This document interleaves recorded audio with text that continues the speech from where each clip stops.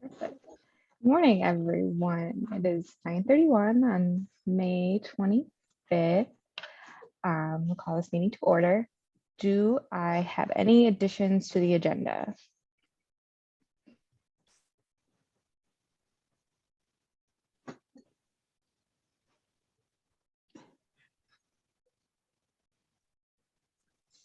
Seeing none, we will move on to the approval of the February 23rd, 2022 meeting minutes. Do I have any additions or changes to the minutes?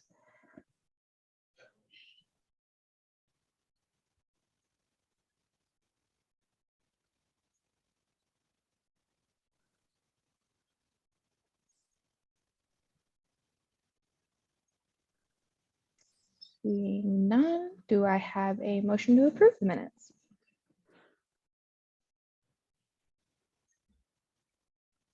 Kathy from McHenry, motioning to approve the minutes. Do I have a second? Lauren from Park Ridge, seconding. So the minutes are approved. This year, we're doing this election a little bit differently. Unless we have anyone who wants to nominate themselves right now, we only have one nomination for each officer. So CCS is giving us the go ahead to just approve both officers. So Tammy for the vice chair-elect from Grays Lake, and Kim for secretary from Zion. So welcome, new officers, and thank you for volunteering. And congratulations. Okay, so then we can move on to CCS staff reports, starting with Rachel. Good morning, everyone. The full text of my staff report is in the packet. The most important things to note, I'd like to summarize the most important things to note.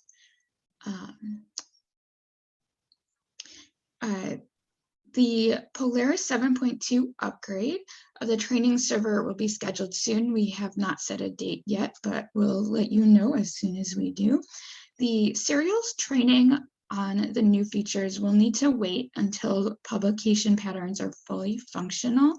Right now, they are only upgrading part of the functionality of publication patterns. However, I do plan to schedule a refresher on serials check-in features after the 7.2 upgrade, and I will be able to just do a brief demonstration of what is available for serials holding records. I've discussed the creation of the CCS cataloging profile for the Rails cataloging service with Nancy, and I'm waiting to receive a draft of the document to review it. This will be based on the catalogers wiki. I requested that OCLC begin the holdings reset at the beginning of the May. This process will remove the holdings from items that you don't own that were never removed, so that ILL requests aren't received for them anymore. And due to the popularity of the service, it may take as many as 5 weeks for OCLC to complete our holdings reset. But I did just hear from them yesterday, and they're ready for our file. So hopefully that will begin sooner rather than later. And staff should not notice any problems during this time, so I'll update you more when I receive any new information from OCLC. Are there any questions on my staff report?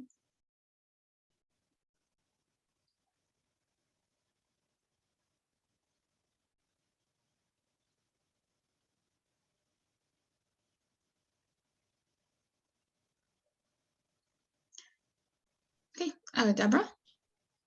Go ahead, Deborah. All right, so good morning, everybody. For my update, I just wanted to briefly touch on the new resource sharing policy approved by governing board at their April meeting. So the policy, which at this point has been a couple years in the making, outlines some basic guidelines for hold settings and then sharing of materials across all of our libraries. So This includes allowing most materials to become holdable to any patron of any library within 90 days of acquisition.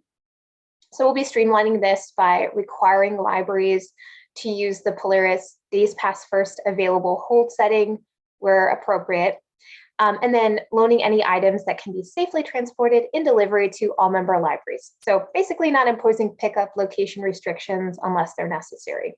So the full policy can be found on page 42 of the governing board policies on the website. And we've also added a basic FAQ page that I'll pop into the chat when I'm done. I know that most of you have probably already read through the policy and the documentation, but it's always good to do a second read through.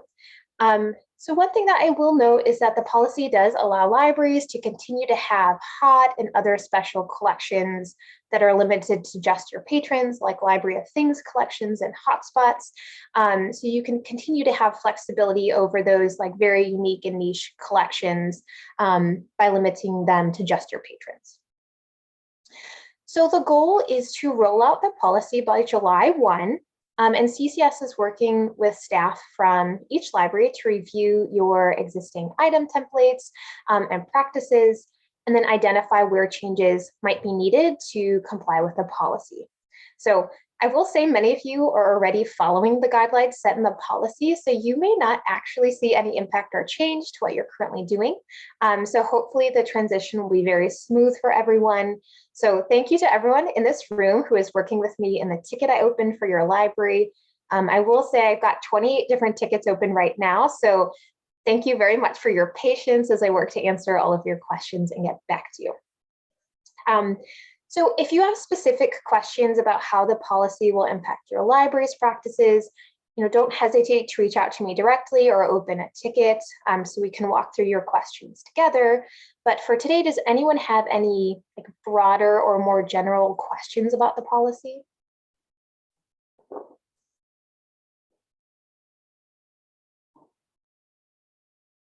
None? Okay, hopefully that means it's very clear and simple and not too outrageous of a policy. So if you do, again, have any questions, feel free to email me directly or open a help desk ticket. Give me a call. I'm happy to walk through any questions. Again, we're all kind of learning as we walk through the implementation practice together. So maybe in the future, we might have some updates to the policy, but just an initial run through, it seems very simple with kind of minimal changes for most libraries. But again, if you have questions, don't hesitate to reach out to me. And Sarah, I'll turn it back over to you then. Thank you, Deborah. I'll move on to Virginia's report. My stuff, my reports also in the packet. I put in like a PowerPoint presentation. I thought I could just give you some highlights of what's going on. Basically, I'm hopefully tentatively scheduling the next Marchive sending is about Thursday, the 9th of June 9th. I also mentioned lots of big subject heading changes. We had the blacks was changed to black people, whites to white people. Blood sugar is now blood glucose. So you've got basically blood sugar and blood glucose monitoring. Another one I thought was actually probably smart of them was non-insulin dependent diabetes. Now it's just type 2 diabetes. It sounds like, because you see all the ads on TV for that, so it makes sense. Let's see. I also had something to remind you, don't forget about those illegal aliens. It should be undocumented immigrants, and do not use illegal immigration either. And there's a really good chart on the wiki that Rachel put together that shows you exactly which ones to use, which our terms should be using and which terms you should not be using. And one other little reminder is that a couple months ago, OCLC did a enhanced lots and lots of records. They added French language subject headings, mostly I think were Canadian French. They also did a lot of extra NLM, National Library Medicine headings and stuff like that, but we're not using those. So please remember to delete those 650, and it'll be French will be 650 with a second indicator 6. The NLM will be 650 indicator number 2. Please delete those. I'm going to try to remember I have Bob made me a SQL search so I can find those easily. And I will be changing them, correcting them off of myself, but please make it easier on my, so I don't have to do so many. Let's see. And one more little reminder that, oh, they also have put in a genre heading that's looks like it should be, but it isn't, is incorrect. It's like a 655 indicator 7, but it's for French, and it'll have a, what is it? RVMGF heading ending for this field 2. And those you do not use. Those are the French ones, and you'll see autobiography and stuff like that. You'll see the French, pardon me, my French. But anyway, I think that's basically what I said in on my report and my thing. So back to you, Sarah. If anybody, unless anybody has any questions. Back to you, Sarah. Thanks, Virginia. See no questions, so we can move on to the scrap report with Rachel again. So for those of you who are new, the Standard Cataloging Rules and Practice Advisory Group, or SCRAP, researches and discusses cataloging best practices and recommends changes in standards or policies to CAMM. SCRAP held a meeting on April 20th. Links to the video and minutes are in the packet. Information on the wiki pages that are being revised are in the minutes. The group began the process of reviewing the bibliographic input standards page of the Catalogers Wiki. They plan to continue doing this in the next fiscal year because additional research needs to be done into the standards as they're described in the new to RDA toolkit for the chart. SCRAP is in need of 3 to 5 new members for the next fiscal year. The new staff are always welcome to apply to SCRAP. A link to the nomination form is in the packet. Please submit your nomination by June 10th. If you have any questions about what it's like to participate in SCRAP, please contact me. Are there any questions about SCRAP?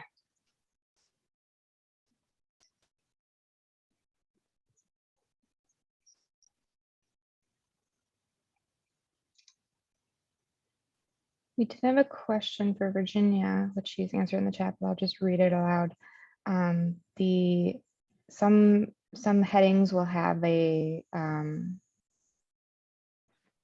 link for identification at the end, and you do not need to delete those. You can, but you don't have to. And I see no questions for the scrap report, so we can move on to your demonstration for spine labels and LEAP. Okay, one moment. I need to share my screen.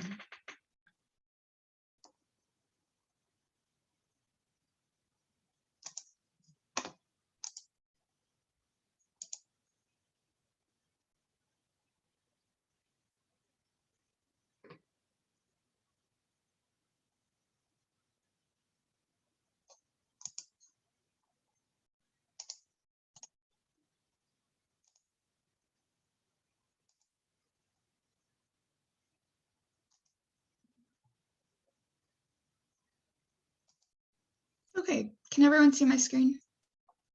Yep, you're good. Okay, great. So the spine label functionality was added to LEAP with the 7.1 upgrade. Single spine labels can only be printed from the item records. The functionality to print multiple labels from one item record at the same time using a button for printing multiple labels has not been added to LEAP, nor has the ability to print labels from record sets. Also, the serials label printing functions have not been added to LEAP yet. Several library staff have tested the spine label printing capabilities and found that there was a bug with the text alignment. The text does not retain the ability to print centered text. It left alignment. Innovative plans to fix this with the 7.2 upgrade. So even though it can't print centered yet, I have created training materials with instructions on how to print labels. So if you scroll down to the section called Cataloging Workflow, Creating and Editing Item Records in the Cataloging and LEAP course, you'll see that I've labeled new and updated documents. So there is a video on printing spine labels, as well as a link to the instructional webpage on CCS's website. There's also a simulation so that you can practice printing the spine labels. And I've added one exercise to the existing guided activity.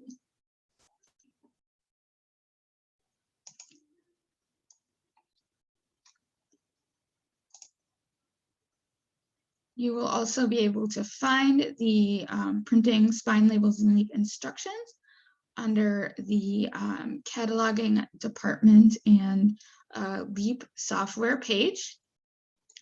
This also has the embedded video. That's the same video in the course.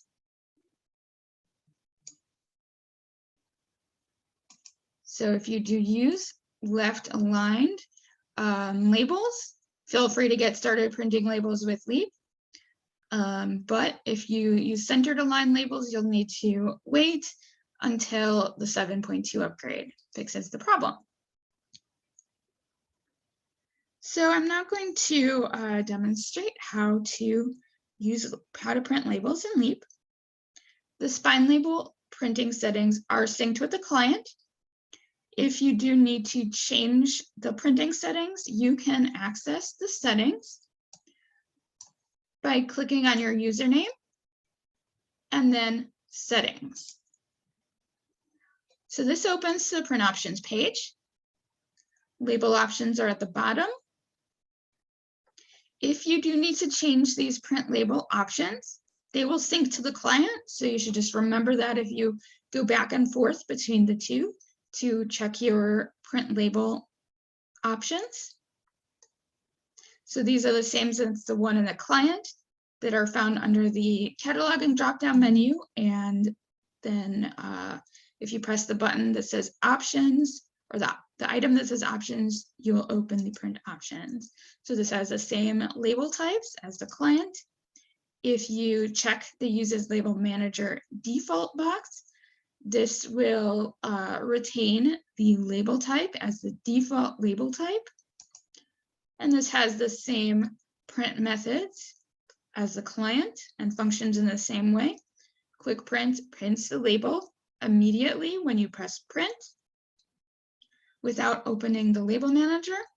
On Demand opens the label manager immediately after you press print. And Batch sends the label to the queue so that you have to open the label manager when you're ready to look at a batch of labels before you print them.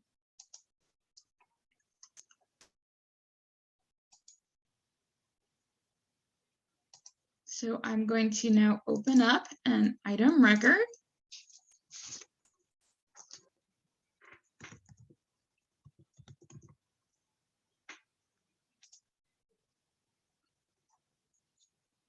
And just pick a random record here.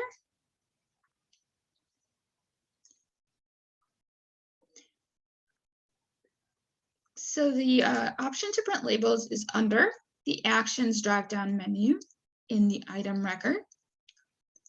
And as I said, this only has the one button to print one label. It does not have the button to print multiple labels yet. Right now, my settings are set for the batch printing option. So you will see this green message that says the label has been queued successfully. So it's been sent to the label manager. To find the label manager, you can open up the Utilities drop-down menu and then press Label Manager.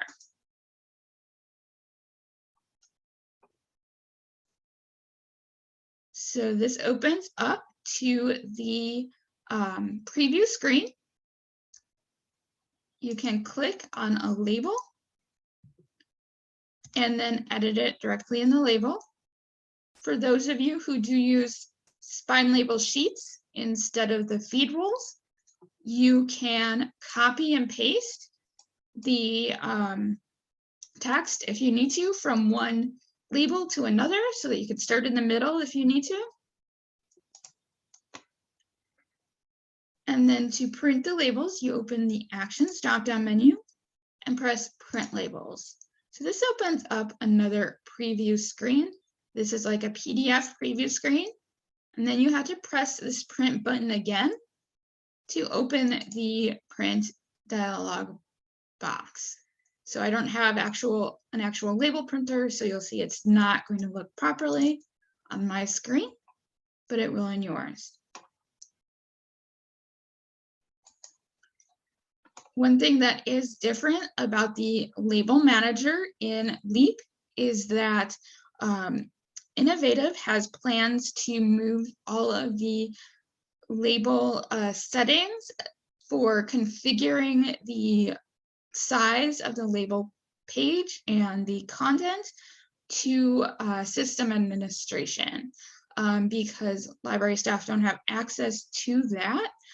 If you do need to update your labels in the future, we may need to input them into the system administration.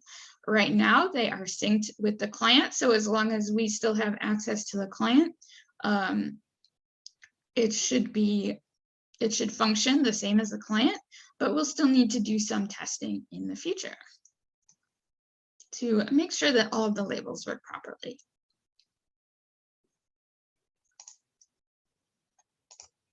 Are there any questions about the label printing settings or how to print labels?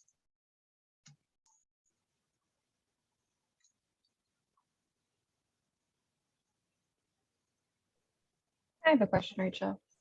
I think I kind of saw this when you were doing it, but you can't currently, like for the continuous feed, you can't add like a blank label to the, when you're in the label manager. No, you can't like add it in the label manager exactly, but I think what you could do is if you need a blank label, you could just print or queue up a second label and then delete the text. Gotcha.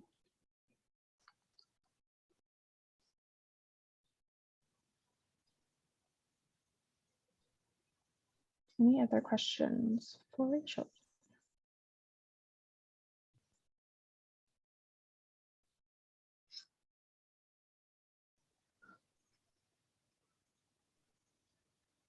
Okay, we can move on to reminders.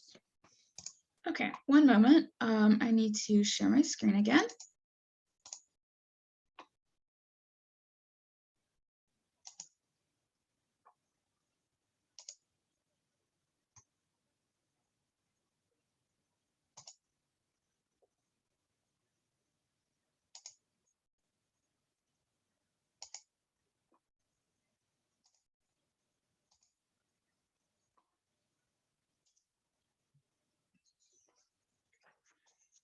So our first reminder for today is how to properly format the date ranges and combined volumes. There has been a report that when two volumes are combined, there are some that are appearing as having a dash instead of a slash. I know it doesn't seem like it doesn't seem like a normal way to like record a date range or a volume range, but the actual correct format when you combine two volumes in one is to have a slash between the two numbers and not a dash. But if you are circulating multiple separate parts together, like in a box set that circulates at the same time that you've made as a kit, then you would use the dash and not the slash. For date ranges, you're always supposed to use a slash instead of the dash. And the next thing is that our local practice is to always use the singular format of disk when there are multiple disks being circulated together. There is a link to the page with this information in the Catalogers Wiki that's in the packet. And if you do need any assistance in trying to run any reports on finding any volumes that need to be corrected, you can let us know. We are trying to work on a report to find any volumes that are not the same as the rest of the volumes right now, but it's kind of a complex report. So we will let you know when that has been completed and is available. The next reminder is on permissions. I have included a link to the permissions page of the help desk in the packet. There have been some reports that new staff have tried to start working on the training courses without setting up their permissions first. So this has caused problems and they haven't been able to access what they need in the client or lead. So please do try to remember to check that the new staff's permission has been set up before they begin their training courses.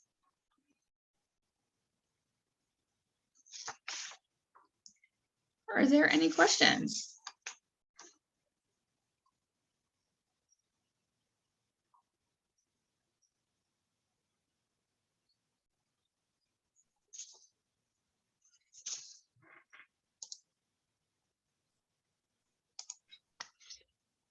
Seeing no questions, so you can move on to the next cleanup project. Sure. So we have discovered that a large number of large print bibliographic records have item records with book item material types. And so we have run a report to identify all of those item records that might have the wrong material type. There are two possibilities that have caused this. One could be that the staff accidentally chose the wrong item material type. And the other possibility is that there was an accidental merge. Staff already reported the other day that they did find an accidental merge when looking at their records to correct. The other issue is that I know that there are some libraries that we found that do not use large print material types at all. That's fine. You are not required to change the material type. It does still have your library listed in the report though, so you'll see it. But if you do use the large type material types in the item records, please do check the report.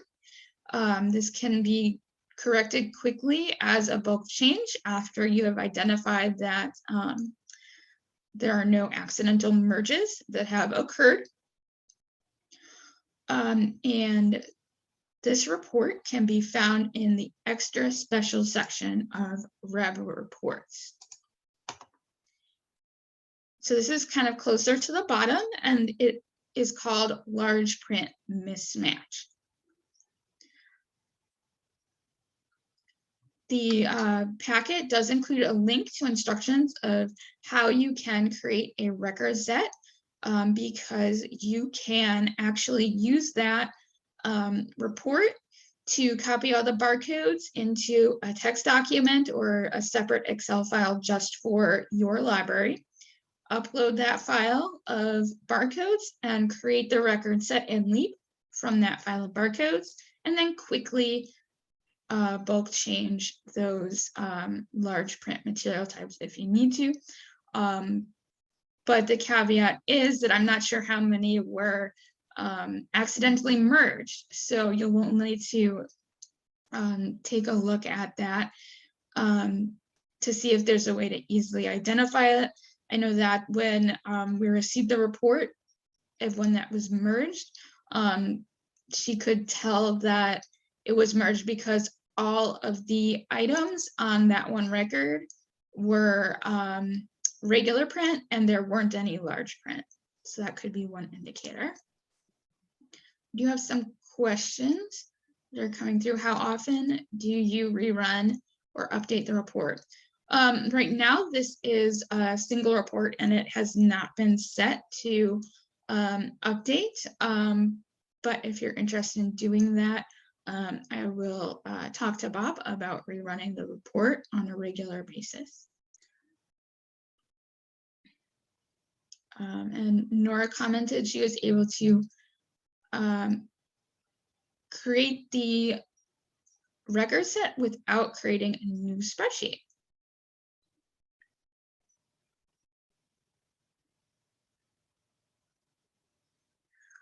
Kit also wanted to add that, like the large print extra special report, there is also the saved SQL query called Suspicious Toms that IDs material types that are mismatched to the Tom.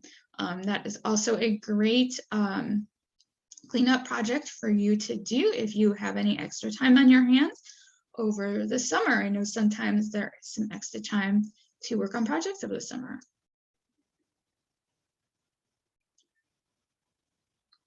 Oh, Nora commented that when using that large print mismatch report, you can select which sheet in that whole report you are pulling the barcodes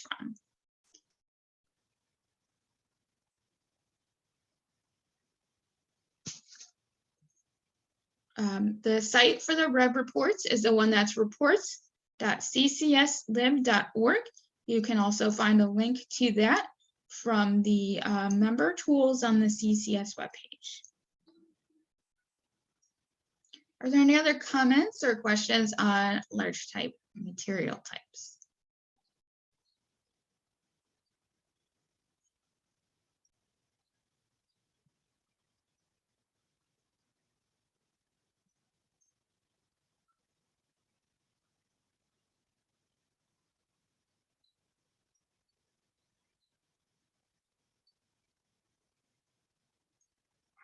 Kathy commented that she's unable to open the link for the instructions for adding them to the record set and LEAP when using the file with barcodes. Can you show us, please? Sure. There was an issue with the PDF. For some reason, it didn't properly format the links, and it acts like the links aren't actually there. So I did send out another document, the Word document version, and those links should work. So let me try to close out of the screen 1 second.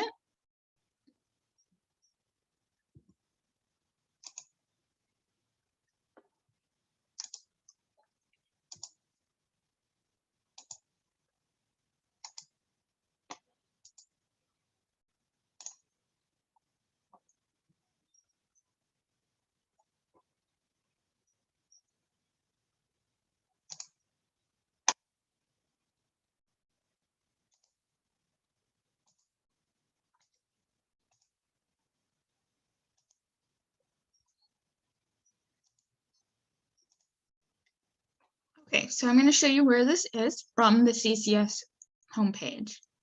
I'm going to click on How To and go to the LEAP software page.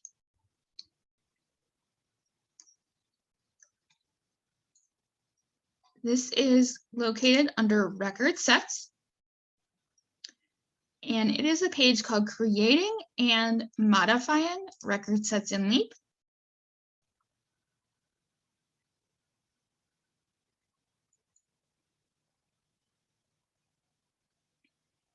Then you can click on Adding Record Sets to LEAP. Records to the record set. And it has instructions to add the records from a file.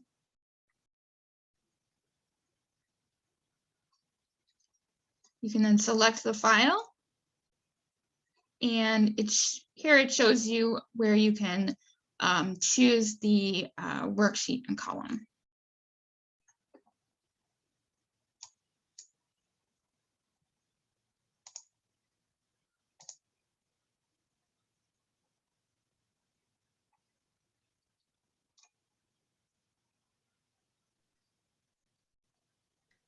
I will say that sometimes when I'm clicking on a link to the CCS website and that prompts me to log in, I'll get that access denied message. And if you just click out and then click on the link again, since you're already logged in, it should load.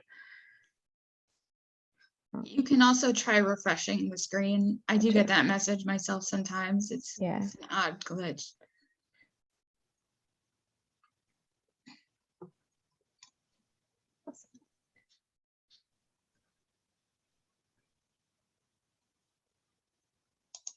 We can move on then to the Technical Services Department contact information. Okay, one moment. We're having a busy day here, Rachel.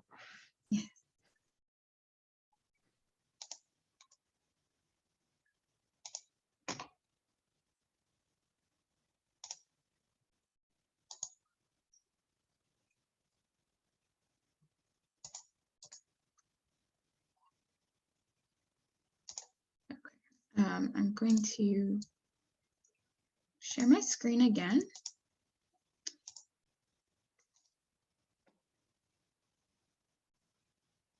Okay, so I have created a new page. Right now it's all the way down at the bottom. We're going to work on getting it alphabetized. It's under information. And this is called the Technical Services Department information page. This page lists all of the libraries, their Polish branch code, the email address, the modules that they use, and their main print vendors.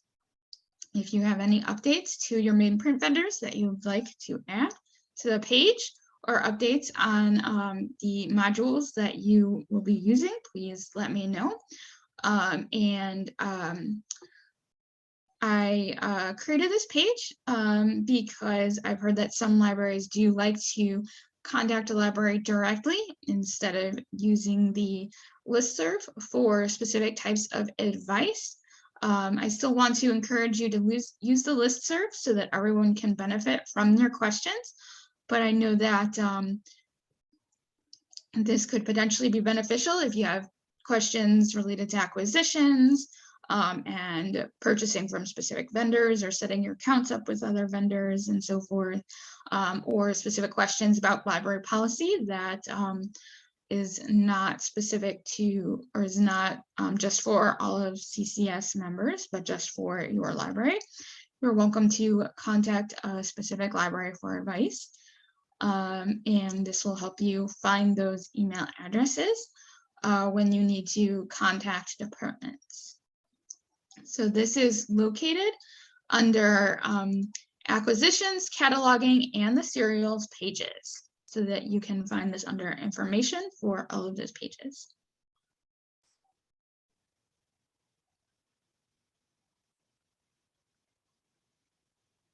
Are there any other questions?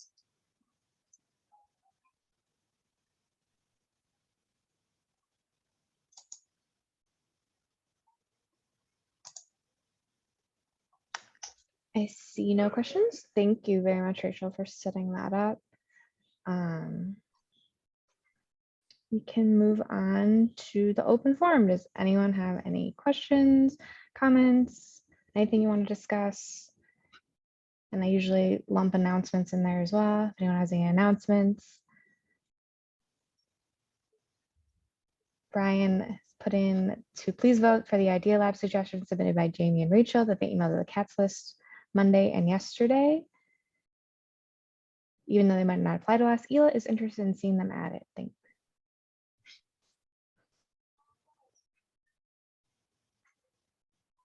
And to piggyback off of that, and Rachel kind of said it in her email, but there's currently a special challenge in Idea Lab for record sets and bulk changing and all of that, if anyone wants to submit any new ideas as well.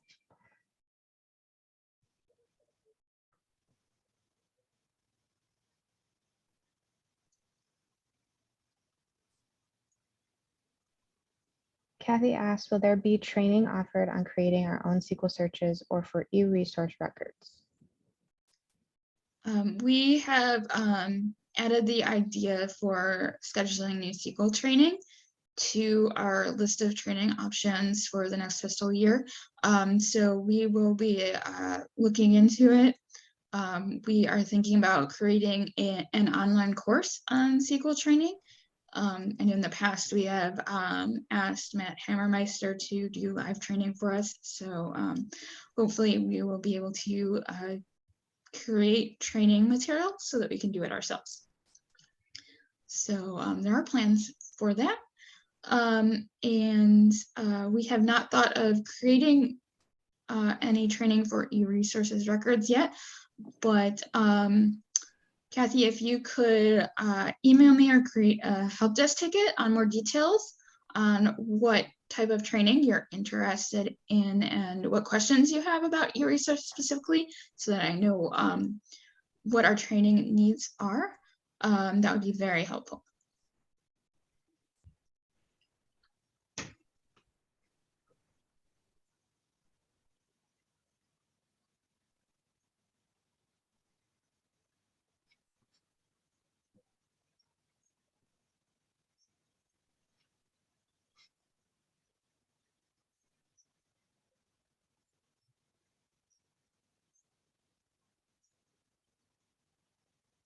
Anybody else?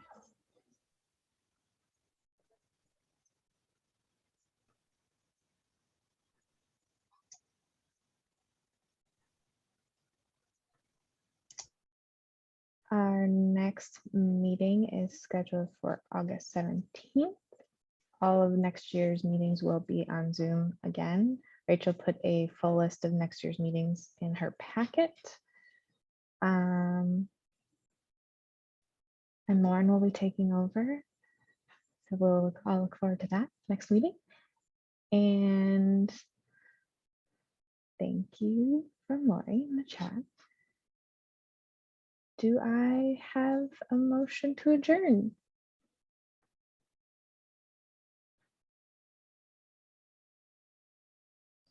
Kit from Crystal Lake with a second from Lauren from Park Ridge. We are adjourned. Thank you, everybody. We'll see you in August.